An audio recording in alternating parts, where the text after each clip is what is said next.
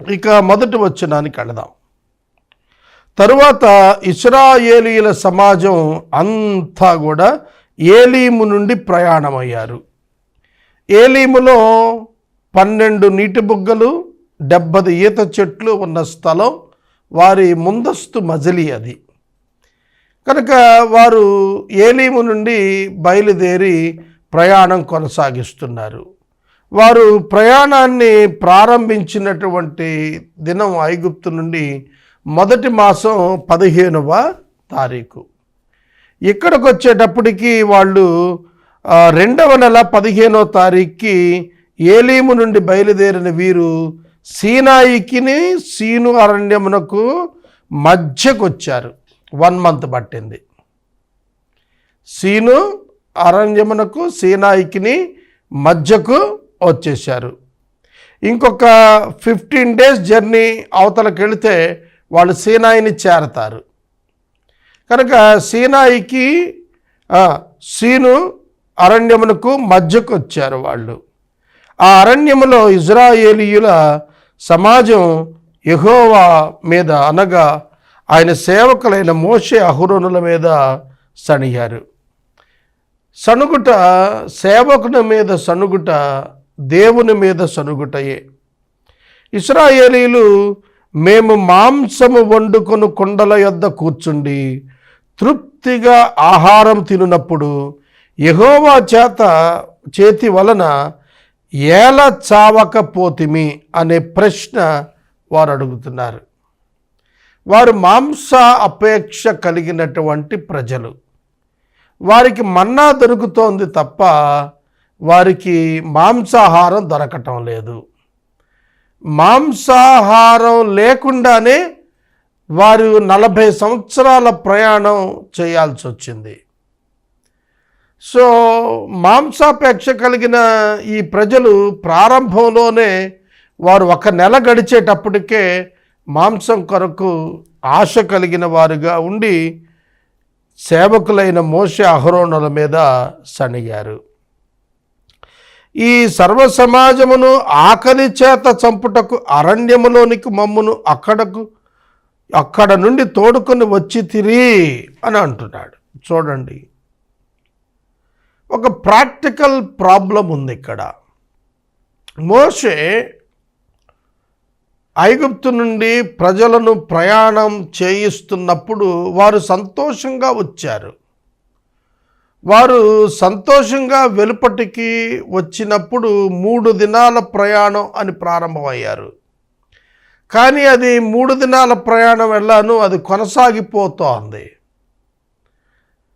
కనుక వాళ్ళు వారి యొక్క ప్రయాణంలో 3 దినాలకు లేదా 7 దినాలకు ఆహారం సిద్ధం చేసుకుని వచ్చి ఉంటారు. లేదా వారు దాచుకున్నది ఉన్న 1 నెల రోజులు మించి రేషన్ పేదలైన వారి దగ్గర ఎక్కడుంటుంది? వారు ఒకవేళ దాచుకుని తెచ్చినటువంటిది కూడాను అయిపోయి ఉంటుంది. కనుక ఏలీము దగ్గర విశ్రాంతి పొందిన అనుభవంలో ఉన్నారు. ఏలీము దాటిన తర్వాత వారు నడక ప్రారంభించేటప్పటికి వారికి ఆకలి వేసింది. వారి దగ్గర ఆహార పదార్థాలు నిండుకున్నాయి. వారు సణుగుతున్నారు. చూడండి, భౌతిక అవసరాలు తీర్చబడకపోవుట వలన హృదయము నొచ్చుకుంటుంది. ఇది సాధారణమైన విషయమే. హృదయము నొచ్చుకున్నప్పుడు ఆ మనిషి నుండి సణుగుడే బయటకు వస్తుంది. ఇది సర్వసాధారణమే. మోషే అహరోనులతో మమ్ములను ఏల ఐగుప్తులో ఉంచకుండా తెచ్చారు, మమ్ములను అక్కడే చంపచ్చు కదా, అరణ్యానికి తీసుకొస్తున్నారు ఏమిటి? ఇది వారి యొక్క ఏడ్పు. మీరు ఇక్కడ ఇంకొక అద్భుతం గుర్తించాలి. ఏమిటంటే, అహరోను మోషేలతో ప్రజలు మాట్లాడుతుంటే వాళ్ళు వెళ్ళి దేవునికి మొరపెట్టితే అప్పుడు కదా దేవుడు జవాబు ఇవ్వాలి. కానీ ఇశ్రాయేలీయుల సణుగుడు పరలోకములో ఉన్న దేవుడు వింటున్నాడు. అందుకే మోషే అహరోనులతో వారు తన యొద్దకు రాకముందే తానే దిగి వచ్చి వారితో మాట్లాడుతున్నాడు. మోషేతో అంటున్నాడు, ఇదిగో నేను ఆకాశము నుండి మీ కొరకు ఆహారమును కురిపించదను. ఇంకా ఎక్స్టర్నల్ సోర్స్ లేదు, ఎందుకంటే చుట్టూ అరణ్యం. 20 లక్షల మందికి కావలసిన ఆహారం అక్కడ దొరకదు. ఒకవేళ వారు ఆహారం కొనాలన్న వారి దగ్గర ధనము వారి భవిష్యత్ జర్నీకి సరిపోదు. కాబట్టి ఇంకా ఆల్టర్నేటివ్ లేనప్పుడు, ఎక్స్టర్నల్ సోర్స్ ఏది లేనప్పుడు దేవుడు చేయాల్సింది ఏమిటంటే ఇక డివైన్ సోర్స్ ఒకటే మిగిలింది. కనుక మనం ఒక సత్యాన్ని ఇక్కడ నేర్చుకోవాలి ఏంటంటే, మన ఎక్స్టర్నల్ సోర్సెస్ అన్నీ ఆగిపోయినప్పటికీ కూడా మనకు డివైన్ సోర్స్ ఓపెన్గా ఉంది అని మనం మర్చిపోకూడదని దేవుడు వారికి నేర్పిస్తున్నాడు.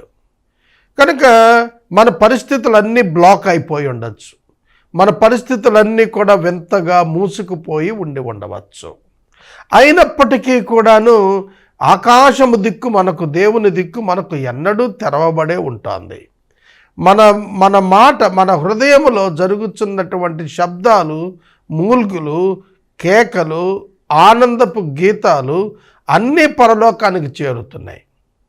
కనుక మనం తెలుసుకోవాల్సింది ఏమిటంటే, దేవుడు మన హృదయాన్ని చూస్తున్నాడు, మన అంతరంగ ఆక్రందన ఆయన చెవులకు వినబడుతూనే ఉంది.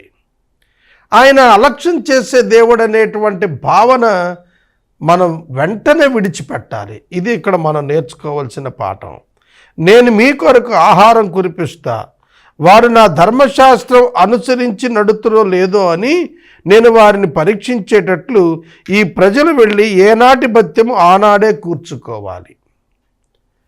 ఒక అగ్రిమెంట్ ఏమిటంటే ఎవ్రీడే అగ్రిమెంట్. అది వాళ్ళు నాకు లోబడుతున్నారో లేదో అనేది నాకు ఎప్పటికప్పుడు తెలియాలి. అందుకనే ఒక దినానిదే వాళ్ళు కూర్చుకోవాలి. అంటే దేవుడు వారికి ఒక వారానికి సరిపడా అనుగ్రహించవచ్చు. దేవుడు 1 వీక్కి సరిపడా ఒకేసారి కుమ్మరించేయచ్చు, లేదా 1 మంత్కి సరిపడా రేషన్ కుమ్మరించవచ్చు. కానీ వాళ్ళు దేవుని దగ్గరకు ఎవ్రీడే రారు కదా. దేవునితో వాళ్ళు ఎవ్రీడే వారి యొక్క లైఫ్ని చెక్ చేసుకోరు కదా. వారు దేవుని సన్నిధానాన్ని, సహవాసాన్ని ఎవ్రీడే ఉంటున్నారా లేదా అనే అలర్ట్నెస్ వాళ్ళకి రావాలి అని అంటే కనుక వాళ్ళు ఆకలి వేస్తే ఆకాశం వైపు చూచి, దేవుని వైపు చూచి తమ క్షమాపణ కోరుకుని they will get ready with their spiritual alertness. వారి ఆధ్యాత్మిక మెలకువతోటి సిద్ధమైపోయి ఉంటారు. కనుక ఆ విధంగా వారు చేసేటట్లుగా ప్రతిదినము దాన్ని కూర్చుకునేటట్లుగా ఇస్తున్నాను అని అన్నాడు. 5వ వచనం, మరియు 6వ దినాన వారు తెచ్చుకున్న దాన్ని సిద్ధపరుచుకోవాలి. వారు దినదినము కూర్చుకొనిన దానికంటే 6వ దినమున 2 కూర్చుకోవాలి. అప్పుడు మోషే అహరోనులు ఇశ్రాయేలీయుల దగ్గరకు వచ్చి, ఐగుప్తు దేశము నుండి యెహోవా మిమ్మల్ని బయటికి రప్పించనని ఈ సాయంకాలం మీకు తెలియబడుతుంది. యెహోవా మీద మీరు సనిగిన సనుగులను ఆయన వినుచూ ఉన్నాడు. విని ఉన్నాడు అంటే పాస్ట్ టెన్స్, వినుచూ ఉన్నాడు అంటే ప్రజెంట్ కంటిన్యూయస్ టెన్స్. అంటే విన్నాడు, ఇప్పుడు వింటున్నాడు, ఇకపై వింటాడు కూడా. ప్రజెంట్ కంటిన్యూయస్ టెన్స్ అంటారు.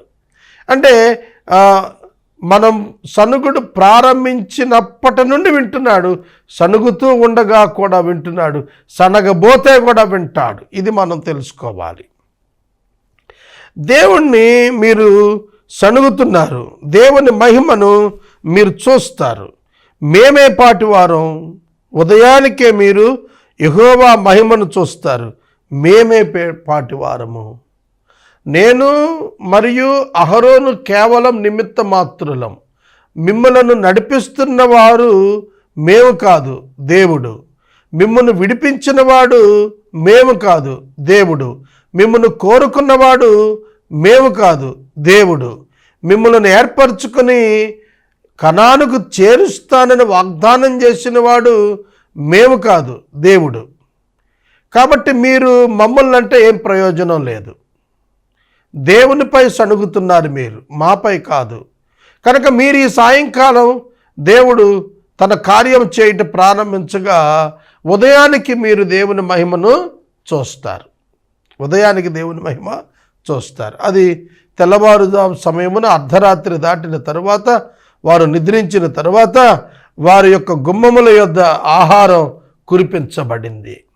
మీరు గమనించండి, 127వ సంకీర్తనలో తన ప్రియులు నిద్రించుచుండగా ఆయన అనుగ్రహించుచు ఉన్నాడు అని వ్రాశాడు సొలొమోను మహారాజు. మన దేవుడు మనం విశ్రాంతి తీసుకుంటున్న మన కొరకు విశ్రాంతి లేకుండా పనిచేసేటువంటి దేవుడు.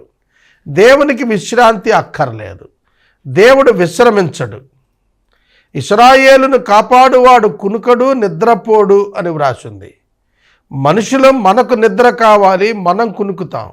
కానీ దేవుడు కునకడు. దేవునికి నిద్ర అవసరత లేనే లేదు. దేవుడు వింటున్నాడు.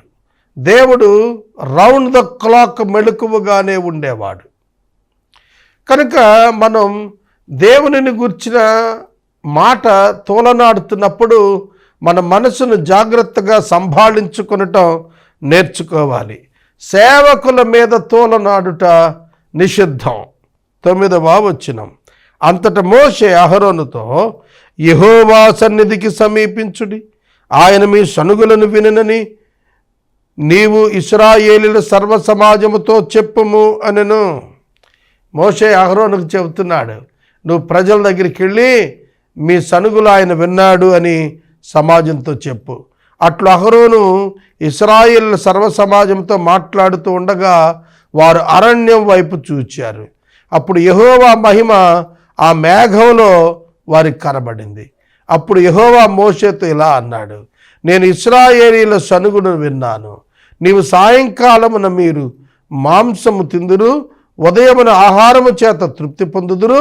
అప్పుడు దేవుడనైన యెహోవాను నేనే అని మీరు తెలుసుకుందురని వారితో నువ్వు చెప్పాలి అని మోషేతో చెబుతున్నాడు. మేఘం నుండి దేవుడు మోషేతో మాట్లాడుతున్నాడు. మోషేతో మాట్లాడాడు కానీ ప్రజలతో మాట్లాడలేదు. ఎందుకంటే ప్రజలతో మాట్లాడితే వారు చనిపోతారు అని వారే స్వయంగా చెప్పుకున్నారు. సినాయి పర్వతం మీద నిర్గమకాండం 19వ అధ్యాయంలో 20 అధ్యాయాల్లో ప్రభు దిగొచ్చి మాట్లాడుతుంటే మోషే నీవే ఆయనతో మాట్లాడు, మేము ఆయన స్వరం వింటే చనిపోతామని భయపడ్డారు. కనుక దేవుని చూచినా చచ్చిపోతారు, దేవుని స్వరానికి కూడా చచ్చిపోతారు. దేవుని స్వరం గురించి కీర్తనాకారుడు రాస్తూ అది అరణ్యములోని లేళ్లను ఏనజేస్తుంది అని ఘనపరిచి రాశాడు ఆ స్వరాన్ని. అట్టి ఘనమైన స్వరంతో దేవుడు వారందరి ఎదుట మోషేతో మాట్లాడుతున్నాడు. 13వ వచనం. కాగా సాయంకాలమున పూరేళ్లు వచ్చాయి, వారున్నటువంటి స్థలమైన పాళెం అంటే స్థలం దాన్ని కప్పివేశాయి. ఉదయాన్నే మంచు వారి పాళెము చుట్టూ పడి ఉంది. పడిన ఆ మంచు ఎగిరిపోయిన తరువాత నూగు మంచు వలె సన్నని కణములు అరణ్యపు భూమి మీద కనబడ్డాయి. ఇశ్రాయేలీయులు దాన్ని చూచినప్పుడు అది ఏమిటో తెలియక ఇదేమి అని ఒకరితో ఒకరు చెప్పుకొనిరి. ఇదేమి అనేటువంటి మాట వాట్ ఈజ్ దిస్, ఇదేమి అంటే what is this, what is this అనే ఆంగ్ల పదం, ఇదేమి అనే తెలుగు పదం హెబ్రీ భాషలో మన్హు అని వాడబడింది. అంటే అదేమిటో తెలియదు గనక దాని పేరు మన్నా అయ్యింది. మన్నా అనేది పరలోకంలో దేవుడు పెట్టిన పేరు కాదు. ఇది అక్కడ ఉన్న ఆహారానికి ఏం పేరుతో దేవదూతలు పిలుస్తారో మనకు తెలియదు. కానీ అది ఏమిటో అర్థం కాక వారు దానిని అర్థం కాని పదార్థం అని పిలుచుకున్నారు. మన్నా అంటే ఏమిటిది అని అర్థం. కనుక వారికి తెల్లని కణముల వంటి ఆహార పదార్థం అక్కడ పడి ఉన్నట్లుగా కనబడింది. ఇశ్రాయేలీలు అది చూచి ఒకరితో ఒకరు ఇదేమిటని చెప్పుకున్నారు కూడాను. మోషే ఇది తినుటకు యెహోవా మీకు ఇచ్చిన ఆహారం వింతగా ఉంది అడకు. మనకైనా అంతే, పండ్లు తింటాము, ఆహారం తింటాము, కూరగాయలు తింటాం, మనం మాంసాన్ని తింటాము. కానీ సన్నని తెల్లని కడములు ఆకాశం నుండి పడితే అవి ఏరుకొని తినమంటాడు. అవి ఒక ఏపాలో దశమ భాగం వచ్చేటట్లుగా, అంటే 2.5 సేర్లకు దశమ భాగం అంటే 250 గ్రామ్స్, 250 గ్రాముల ఆహారం ఒక మనిషికి. అది ఫుల్లీ న్యూట్రిషన్ ఫుడ్. రోజంతటికి సరిపోవటానికి 250 గ్రాముల ఫుడ్ సరిపోతుందన్నమాట. మన్నా తింటే సరిపోతుంది. కొలభోజనం దేవుడు వారికి ఇస్తున్నాడని మనం గ్రహించాలి. ఇది తినుటకు యెహోవా మీకిచ్చిన ఆహారం. యెహోవా ఆజ్ఞాపించినదేమనగా, ప్రతివాడు తన వారి భోజనమునకు, ప్రతివాడు తన కుటుంబములోని తలకు ఒక్కొక్క ఓమెరు చొప్పున దాన్ని కూర్చుకోవాలి. ఓమెరు ఏపాలో దశమ భాగం. ఏపాలు అంటే 2.5 సేర్లు. ఒక సేరు కిలో, 2.5 సేర్లు 2.5 కిలోలు. 10వ వంతు 250 గ్రాములు. 250 గ్రాముల ఫుడ్ వాళ్ళు కనుక తీసుకుంటే ఆ రోజంతటికి సరిపోతుంది. ఇవాళ మనం క్యాలిక్యులేషన్ రైస్ కానీ వీట్ కానీ క్యాలిక్యులేట్ చేసామనుకోండి, మనకు కూడా అంతే. రైస్లో 250 గ్రాముల రైస్ కనుక మనం ప్రిపేర్ చేసుకుంటే ఒక మనిషి సంపూర్ణంగా 2 పూటలకు సరిపడేటువంటి ఆహార పదార్థం తయారవుతుంది. 1 కిలో రైస్ విలేజర్స్ అయితే 4, సిటీస్లో అయితే 6 భుజిస్తారు. అందులోనూ ఆ రైస్తో పాటు ఇతర కర్రీస్ ఉంటాయి కాబట్టి కాబట్టి 4కి సరిపోతుంది. 1 కిలో 4కి సరిపోతుంది. ఎపాలు అంటే 2.5 కిలోలు. అందులో ఓమెర్ అంటే 10వ భాగం. 10వ భాగం 250 grams. 250 grams of Manna is enough for a human being. అది దేవుడు కరెక్ట్గా క్యాలిక్యులేట్ చేసి, గ్రేట్ డైటీషియన్ మన దేవుడు, ఆయన చక్కగా అనుగ్రహించాడు. డైటీషియన్ అంటే ఆహారమును ఏ విధంగా భుజించాలో చెప్పే వైద్యుణ్ణి డైటీషియన్ అంటాం. ఇశ్రాయేలీయులు అలా చేశారు. కొందరు హెచ్చుగా, కొందరు తక్కువగా కూర్చుకున్నారు. వారు ఓమెరుతో కొలిచినప్పుడు హెచ్చుగా కూర్చుకున్న వాడికి ఎక్కువ మిగలలేదు, తక్కువగా కూర్చుకున్న వానికి తక్కువ కాలేదు. వారు తమ తమ ఇంటి వారి భోజనముకు సరిగా కూర్చుకొనిరి. It is their responsibility. మన్నా కురిపించటం ఆయన యొక్క బాధ్యత అయితే, దానిని ఏరుకొని కూర్చుకొని భుజించుట వీరి పాత్ర. అది కూడా గొంతులో పోయమంటే కుదరదు. అర్థమవుతోందా? దేవుడు తన వనరులను ఇస్తాడు, వాటిని మనం కూర్చుకోవాలి, మనం సమకూర్చుకోవాలి. ఈ పాఠం క్రైస్తవులకు అర్థమైతే ఆర్థిక సమస్యల నుండి వెలుపట్టుకొస్తారు. దేవుడు కృమ్మరించిన వాటిని మనం కూర్చుకొనుటలో లోపమున్నప్పుడు మనం పేదరికంలోనే ఉంటాం. కూర్చుకున్నప్పుడు మన ప్రతి అవసరత సరిగానే తీర్చబడుతుంది. ఎంతసేపు అయిందిరా? అరగంట కాపుదాం అనుకున్నాను.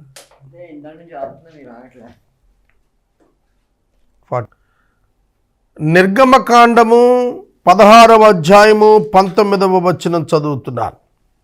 మరియు మోషే దీనిలో ఏమీ ఉదయము వరకు ఎవరునూ మిగిల్చుకొనకూడదని వారితో చెప్పాను.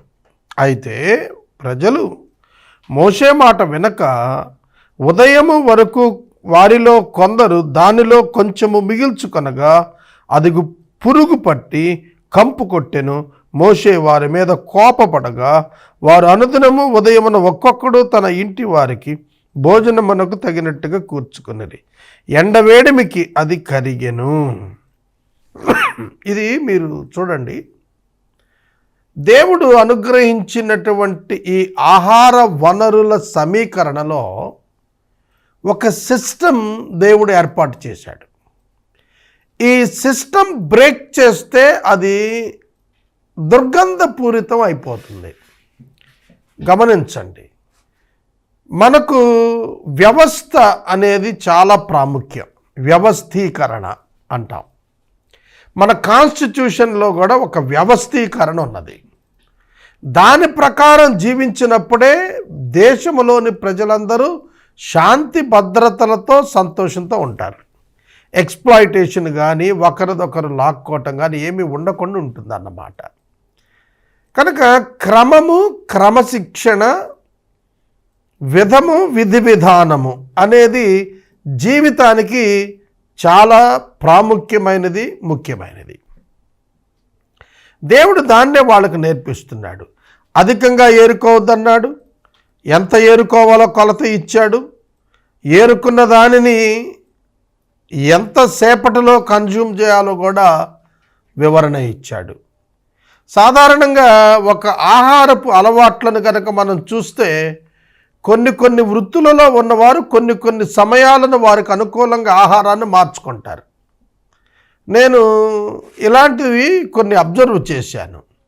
సాధారణంగా ఎంప్లాయ్మెంట్లో ఉన్నవారు అనుకోండి, వాళ్ళు ఉదయాన్నే బ్రేక్ఫాస్ట్, మధ్యాహ్నం lunch, evening supper time to time వాళ్ళు తీసుకుంటానికి అలవాటు చేసుకుంటారు. అదే కనుక అగ్రికల్చరల్ లేబర్లో ఉన్నవారు అనుకోండి, they consume the food in the early morning. తెల్లవారుజామునే చక్కటి ఆహారం వాళ్ళు భుజించి పనులకు వెళ్ళిపోతారు. ఆ తర్వాత పని నుండి before lunch, before noon time వాళ్ళు ఎర్లీగా వచ్చిన వెంటనే వాళ్ళు భోంచేసేస్తారు. కనుక వారి యొక్క ఆహారపు అలవాట్లు అనేవి వారి యొక్క పనులను బట్టి ఉంటాయి. వీళ్ళు దాస్యంలో ఉన్నారు కాబట్టి వీళ్ళు ఒక టైం టేబుల్ ప్రకారం ఖచ్చితంగా భోంచేసి ఉండరు. ఎప్పుడు వారికి పని అయితే అప్పుడు తింటూ ఉండుంటారు. అందుకనే వారు ఆకలి అయినప్పుడల్లా తినటం కోసం కొంచెం ఇంటర్వెల్స్ కోసం మిగిల్చుకుంటూ వెళ్ళి మళ్ళా ఉదయానికి వచ్చేటప్పటికి మళ్ళీ తిందామన్నట్టుగా ఉంచేసుకుంటున్నారు.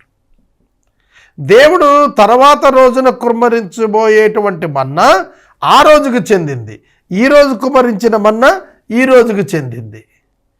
అందుకనే మనకి పరలోకపు ప్రార్థనలో కూడా దేవుడు అనుదిన ఆహారము మాకు దయచేయము అనే ప్రార్థన నేర్పాడు. ఎందుకని? Everyday we need to depend upon the lord for all our needs. మన అవసరములన్నీ తీర్చబడినట్లు అనుదినము మనము దేవునిపై ఆధారపడాలి, అనుదినము స్తుతించాలి, అనుదినము ప్రార్థించాలి, అనుదినము దేవునిపై ఆధారపడాలి అనే ఒక సిస్టమ్, వ్యవస్థ దేవుడు ఏర్పాటు చేశాడని ఈ ఆహార పదార్థాలను వారు కూర్చుకున్నటువంటి విధములో మనకు తెలియచేశాడు. అది ఎర్లీ మార్నింగ్ మంచుతో పాటు డ్రాప్స్గా పడుతోంది. మంచు ఎండిపోయిన తర్వాత ఆ యొక్క కొత్తిమీర గింజల్లాగా అవి కనబడుతున్నాయి.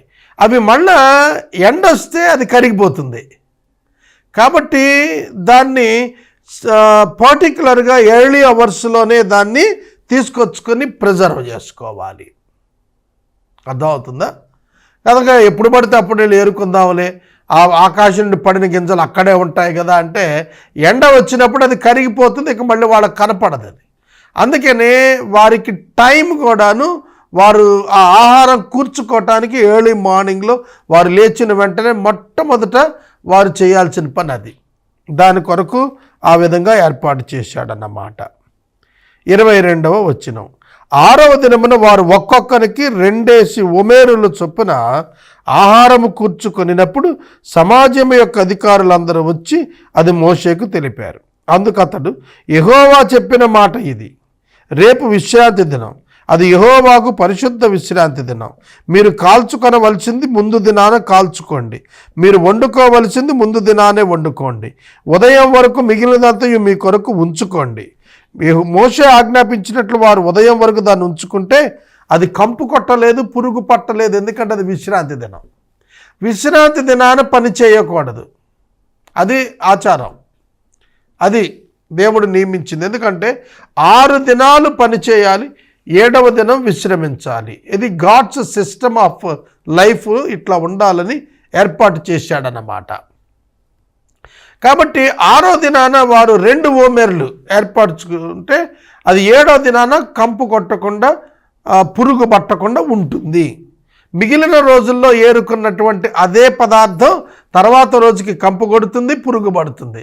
కానీ 7వ రోజు కొరకు 6వ దినాన ఏర్పరచుకొని సిద్ధం చేసుకున్నటువంటి రొట్టె కానీ వారు వండుకున్నది కానీ they can cook it and they can make it as the bread also.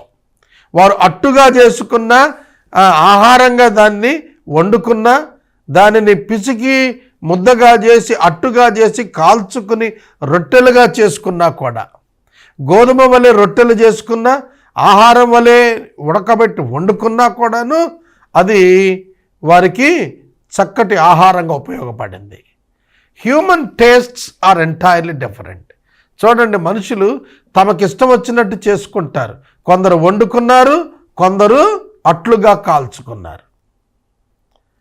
కనుక హాట్ ప్యాన్ మీద అట్టు కింద కాల్చుకుని, రొట్టె కింద కాల్చుకుని తినేవాళ్ళు ఉన్నారు. అది కొత్తిమీర గింజల వలె కనబడుతుంది, తీయటి తేనె కలిపినట్టుగా ఉంటుంది, మధురమైనటువంటి రుచిగా కలిగి ఉంటుంది. అది మన్నా యొక్క రుచి 40 సంవత్సరాలకు మొహం మొత్తలేదంటే మీరు ఆలోచించండి ఎంత అద్భుతమైన భోజనమో అది. మోషే అంటున్నాడు, నేడు దాన్ని తినండి, నేటి దినం యెహోవాకు విశ్రాంతి దినం, నేడు అది బయట దొరకదు. 6 దినాలే దేవుడిచ్చాడు, 7వ దినాన 6వ దినాన కూర్చుకున్న దాన్ని వినియోగించుకోవాలి. కనుక రిజర్వ్ చేసుకోవటం, దాచుకొని వినియోగించుకొనుట, ఎప్పుడైతే God's divine source of supply ఆగుతుందో అప్పుడు అంతకు ముందు దాన్ని వినియోగించుకోవటానికి దేవుడు ఏర్పాటు చేశాడు. కనుక రిజర్వ్స్లోనికి కొంత మనం గాడ్స్ రిసోర్సెస్ని ఉంచుకోవటం అనేది కూడాను దేవుడు వీరికి నేర్పిస్తున్నాడని నేను భావిస్తాను. 7వ దినం విశ్రాంతి దినం, ఆ దినాన ఈ ఆహారం దొరకదని చెప్పాడు. 27వ వచనంలో అట్లు జరిగింది అని రాశాడు. ప్రజలలో కొందరు 7వ దినాన దాన్ని కూర్చుకోవాలని వెళ్ళి వెతుక్కున్నారు, కానీ వారికి దొరకలేదు. చూడండి, అన్ని రకాల మనుషులు ఇశ్రాయేలీలలోనే కనిపిస్తారు మనకు. దొరకదని చెప్పినాక కూడా వెళ్ళి వెతుక్కొని వచ్చారట, ఏమీ దొరకలేదు అని చెప్పి వచ్చారు వెనక్కు. అందుకు యెహోవా మోషేతో అన్నాడు, మీరు ఎన్నాళ్ళ వరకు నా ఆజ్ఞలను, నా ధర్మశాస్త్రమును అనుసరించి నడవనల్లరు? చూడండి, ఇప్పటికీ ఇంకా ధర్మశాస్త్రం ఇవ్వబడల, ఎందుకంటే వారు ఇంకా సీనాయి చేరల. కానీ నేను ముందే చెప్పాను కదా, ఇది రాసేటప్పటికీ వారు మోయాబు మైదానాల దగ్గరకు చేరిపోయారు. అందుకే 40 ఏండ్లు అనే పదం, ధర్మశాస్త్రం అనే పదం 16వ అధ్యాయంలో కనబడతాయి. వాళ్ళు ఇంకా సీను అరణ్యంలోనే ఉన్నారు. అట్ ప్రజెంట్ 16th చాప్టర్లో మనం ఇశ్రాయేలీయుల స్థానం చూస్తే సీను అరణ్యం మరియు సినాయి అరణ్యానికి మధ్య భాగంలో ఉన్నారు. వాళ్ళు ఇంకా హాఫ్ ఆఫ్ ద విల్డర్నెస్ ఇంకా పోవాల్సింది ఉంది ఎదరికి సినాయికి.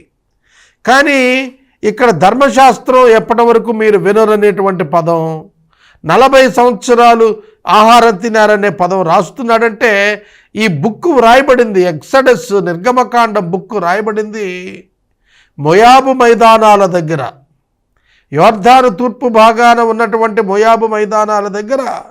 ఇంకా మోషే మరణానికి ముందు కాలంలో ఈ గ్రంథాలు వెలువడి ఉన్నాయని మనకు అర్థమవుతోంది. అంతేకాదు నూతన తరం వారికి ద్వితీయోపదేశకాండం కూడా రాశాడు మోషే గారు. ఇది మనం అర్థం చేసుకోవాలి. 29వ వచనం మరలా చదువుతున్నాను. చూడుడి, నిశ్చయముగా యెహోవా ఈ విశ్రాంతి దినమును ఆచరించుటకు సెలవిచ్చను గనుక 6వ దినమున 2 దినముల ఆహారము మీకు అనుగ్రహించుచు ఉన్నాడు. చూడండి, దేవుడు అత్యధికముగా అనుగ్రహించాడు అంటే అర్థం ఏంటంటే you need to reserve this. Excess and surplus money given to you, resources given to you means that you need to reserve it for the future needs. కనుక క్రైస్తవుడు సేవింగ్స్ మీద తన యొక్క దృష్టిని ఉంచాలి. సేవింగ్స్ చేయని వాడు క్రైస్తవుడే కాడు. Savings is the part of the Christian life. Savings reserves ఉన్నటువంటి వాడు దేనికి భయపడడు. సామెతల గ్రంథం 31వ అధ్యాయంలో ఒక కుటుంబం కరువు కాలంలో భయపడకుండా కరువు బారిన పడకుండా కాపాడుకునే ఇల్లాలే ఉత్తమమైనటువంటి ఇల్లాలు అని సొలొమోను గారు రాశాడు. గుర్తుపెట్టుకోండి. కాబట్టి ప్రజలు 7వ దినాన విశ్రమించారు. ఇజ్రాయేలీలు ఆహారమునకు దానికి మన్నా అని పేరు పెట్టారు. అది తెల్లని కొత్తిమీర గింజ వలె ఉంది. దాని రుచి తేనెతో కలిపిన అపూపము వలె ఉంది. మరియు మోషే ఇలా అన్నాడు, యెహోవా ఏమని ఆజ్ఞాపించారంటే, నేను ఐగుప్తు దేశము నుండి మిమ్మల్ని బయటకు రప్పించినప్పుడు అరణ్యములో తినుటకు నేను మీకు ఇచ్చిన ఆహారమును మీ వంశస్థులు చూచినట్లు వారు తమ యొద్ద ఉంచుకొనున్నట్లు దానితో ఒక ఓమెరు పట్టు పాత్ర నింపండి అన్నారు. కాబట్టి మోషే అహరోనుతో, నీవు ఒక గిన్నెను తీసుకొని దానిలో ఒక ఓమెరు మన్నా పోసి మీ వంశస్థులు అనగా మీ తర్వాత తరాల వారు తమ యొద్ద ఉంచుకొనుటకు యెహోవా సన్నిధిని అలా ఉంచమన్నాడు. యెహోవా సన్నిధి అంటే కూడా 16వ అధ్యాయానికి అర్థం లేదు. యెహోవా సన్నిధి అంటే ప్రత్యక్ష గుడారంలో ఆ యొక్క చెక్కతో బంగారముతో చేయబడినటువంటి మందసం పెట్టిలో ఈ మన్నాను ప్రిజర్వ్ చేయమన్నాడు దేవుడు.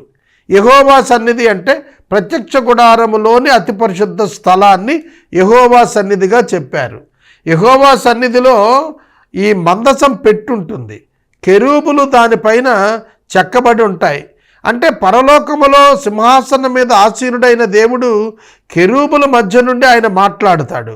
అలాగే ఈ మందసం పెట్టి లోపల బంగారు పాత్రలో మన్నాను వేసి పెట్టాలి. అలాగే 2 రాతి పలకలు ఇంకా అనుగ్రహించబడలేదు 16వ అధ్యాయం చరిత్రకి. ఆ 2 రాతి పలకలు పెట్టాలి. చిగురించిన అహరోను కర్ర, అప్పటికీ ఇంకా వివాదం రాలేదు యాజకత్వం విషయంలో. కనుక ఈ 3 విషయాలు ఇంకా జరగలేదు 16వ అధ్యాయానికి. కానీ ప్రభు ఏం చెబుతున్నాడు, 16వ అధ్యాయంలోనే మోషే దాన్ని జ్ఞాపకం చేస్తున్నాడు. భవిష్యత్తు వంశస్థుల కొరకు ఏం చేయాలట, ఒక ఓమెరు కొలతతో ఉన్నటువంటి మన్నాను బంగారు పాత్రలో వేసి ఒక పాత్రలో పట్టండి, నింపండి అన్నాడు. కాబట్టి మోషే అహరోనుతో, నువ్వు ఒక గిన్నెను తీసుకొని దానిలో ఒక ఓమెరు మన్నాను పోసి మీ వంశస్థులు తమ యొద్ద ఉంచుకోవటానికి యెహోవా సన్నిధిలో దాన్ని ఉంచండి అన్నారు. చూడండి, యెరూషలేము దేవాలయము పడగొట్టబడినది క్రీస్తు పూర్వము 586. బబులోను చక్రవర్తి వచ్చి యెరూషలేము దేవాలయము పడగొట్టేటంతటి వరకు కూడా ఈ ప్రత్యక్ష గుడారములో ఉన్నటువంటి ఆ ఓమెరు పాత్ర, అంటే బంగారు పాత్రలో ఓమెరు కొలత కలిగిన పాత్ర మన్నా అక్కడ ఉండేది. కొన్ని వందలాది సంవత్సరాలు. ఇది 1400 సంవత్సరాల్లో మన్నా వచ్చింటే 586 అంటే సుమారు 850-900 సంవత్సరాలు మన్నా కంపు కొట్టకుండా ఆ పాత్రలో పోయబడి ప్రత్యక్ష గుడారంలో ఉన్నటువంటి మందసం పెట్టెలో ఉంచబడింది. గమనించండి, అదెంత విచిత్రం. అహరోను యొక్క కర్ర, ఎండు కర్ర చిగురించింది. ఆ తర్వాత అది ఎన్నడూ మాడిపోలేదు. చిగురించిన కర్ర అలాగే ఉండిపోయింది. సాధారణంగా మనం ఒక చెట్టు కొమ్మ నరికేసి వదిలేస్తే కొన్ని రోజుల్లో వాడిపోతుంది అది. కానీ అహరోను యొక్క చిగురించిన కర్ర వందలాది సంవత్సరాలైనప్పటికీ కూడా అతని కుటుంబపు యాజకత్వం యొక్క దేవుని రుజువులను ప్రజలకు తరతరాలుగా జ్ఞాపకం చేస్తూ ఆ విధంగానే పచ్చగా ఉంది. అలాగే దేవుడు స్వయంగా రాతి పలకల మీద తన చేతి వ్రాతతో వ్రాసినటువంటి 10 ఆజ్ఞల పలకలు 2 కూడాను ఆ మందసం పెట్టెలో పెట్టబడ్డాయి. అది మనుషులు చెక్కినటువంటి రాళ్ళు కాదవి. లేజర్ బీమ్స్తో దేవుడు ఆ స్టోన్స్ని చెక్కాడని చెబుతారు. కాబట్టి వారికి హీబ్రూ భాషలో అవి కనబడుతున్నాయి. ఈ 3 మిరకల్సే. చెక్క పెట్టెలో బంగారం లోపట వెలుపట తాపడం చేయబడి తుమ్మ చెక్కతో చేయబడిన పెట్టెలో ఇవి ఉండేవి. నిత్యం వాళ్ళకి అది వారికి అతి పరిశుద్ధ స్థలంలో ఉండి సంవత్సరానికి ఒక్కసారి మాత్రమే ప్రధాన యాజకుడు పోవటానికి వీలుగా దట్టమైనటువంటి తెర పరిశుద్ధ స్థలాన్ని అతి పరిశుద్ధ స్థలాన్ని వేరు చేసి ఉంచేది. కాబట్టి యెహోవా సన్నిధిలో ఈ పాత్ర ఉండేటట్టుగా మీరు పెట్టండి. ఇది తరతరాలు కూడా మన్నా ఉంది అంటానికి, మన్నా కురిసింది అంటే ఎవరికి తెలుసు అని అంటాం. అలా అనుకోకుండా తరతరాలకు ఉపయోగపడేటట్టుగా ఈ యొక్క రుజువు కనిపిస్తోంది అని దేవుడు చెప్పాడు. మోషేకు రాసిచ్చినటువంటి రాతి పలకలు రుజువే కదా. అహరోను యొక్క చిగురించిన కర్ర 900 సంవత్సరాలైనా ఇంకా అది చిగురించి ఉంటుట రుజువే కదా. కనుక దేవుడు సజీవుడు, దేవుడు సజీవుల దేవుడు, ఆయన ఉన్నవాడు అనువాడు అనేది తెలియటానికి ఈ 3 రుజువులు కూడా మనకు కనిపిస్తాయి కదా. కనుక వాటిలో ఒకటిగా మనం వంశస్థులు దాన్ని ఉంచుకోవటానికని దేవుడిచ్చిన ఆజ్ఞ మనకు కనిపిస్తోంది. 34వ వచనం, యెహోవా మోషేకు ఆజ్ఞాపించినట్లు ఉంచబడుటకు సాక్ష్యపు మందసపు ఎదుట అహరోను దానిని పెట్టాడు. ఇజ్రాయేలీలు నివసింపవలసిన దేశమునకు తాము వచ్చు 40 ఏండ్లు మన్నానే తినుచూ ఉన్నారు. వారు కనాను దేశపు పొలిమేరలు చేరు వరకు మన్నాను తిన్నారు. ఓమెరు అనగా ఏపాలో 10వ భాగము. వారు ప్రథమ పంట కనానులో భుజించేటంతటి వరకు కూడా వారు మన్నాను భుజించారు. దేవుడు వారికి కనానులో ప్రవేశించిన తరువాత వారికి పంట చేతికి వచ్చే వరకు కూడా మన్నా ఇచ్చి వారిని పోషించాడు. ఎక్కడా కూడా వారికి ఆహారం యొక్క కొరత రాకుండా దేవుడు శ్రద్ధ తీసుకున్నాడు. అందుకే మత్తయి సువార్తలో కొండ మీద ప్రసంగంలో ప్రభువు మాట్లాడుతున్నప్పుడు ఆకాశ పక్షులను చూడుడి, వాటిని మీ యొక్క తండ్రి అయిన దేవుడు పోషించుచున్నాడు అన్నాడు. ఏ జీవికి ఆహారం కొరత రాకుండా చేస్తాడు దేవుడు. అది ఆయన యొక్క నైతికతగా మనకు బైబిల్లో అర్థమవుతుంది. మరి మనం ఎందుకు ఆహారం కొరకు భయపడతాం? ఏనాటి ఆహారం ఆనాటికి దేవుడు సమకూరుస్తాడని విశ్వాసం ఉంచటంలో ఎందుకు విఫలమవుతున్నాం? ఎందుకు ధనాన్ని విస్తృతంగా కూర్చుకొని బ్రతకాలనేటువంటి వ్యర్థ ప్రయత్నానికి వెళుతున్నారు మనుషులు? దేవుని పట్ల నమ్మకం లేక. మీకు విషయం తెలుసా? దేవుడు తన బిడ్డలకు రాసుల ధనాన్ని ఇవ్వడు. ఏ విశ్వాసి తన భవిష్యత్తు తరాల కొరకు రాసుల ధనాన్ని పోగు చేయాల్సిన పని లేదు. ఒకడు పోగు చేసి దాచిన దానికంటే కూడా అత్యధికమైనటువంటి ఆశీర్వాదం వారి తర్వాత తరాల ప్రజలకు దేవుడు ఇస్తాడు. ఇది మా కుటుంబంలో నేను ఇచ్చే సాక్ష్యం. మా తాతగారు దేవుని సేవ చేసినప్పుడు చనిపోయేటప్పుడు చాలా పేదరికంలో చనిపోయాడు ఆయన. ఆయన తర్వాత 2వ తరం 3వ తరంకి వచ్చేటప్పటికి అందరూ ధనవంతులుగా ఆశీర్వదించబడ్డారు, సమృద్ధి కలిగిన వారిగా ఆశీర్వదించబడ్డారు. ఒకవేళ మా తాత సంపాదించి మమ్మల్ని అందరినీ ఈ స్టేటస్లో ఉంచాలి అని అంటే ఆ రోజుల్లో ఒక జమీందారు పోగు చేసినంత పోగు చేసినా ఇవ్వగలిగేవాడు కాడు మాకు. కనుక దేవుని యొక్క లేఖనానికి లోబడటం నేర్చుకోవాలి తప్ప కుచితమైనటువంటి బుద్ధితో పాపము యొక్క నడిపింపుతో నడవటం వల్ల లోకంలో ధనవంతుల వాళ్ళ ప్రయాస వ్యర్థమైందని తెలుసుకోవాలి. ఇక్కడితో నేను ఈ మాటలు ముగిస్తున్నాను. 40 సంవత్సరాలు పోషించాడు దేవుడు. ఒక జనరేషన్ మన్నాతో ఫీడ్ చేయబడ్డారనేది మనకు అర్థమవుతోంది.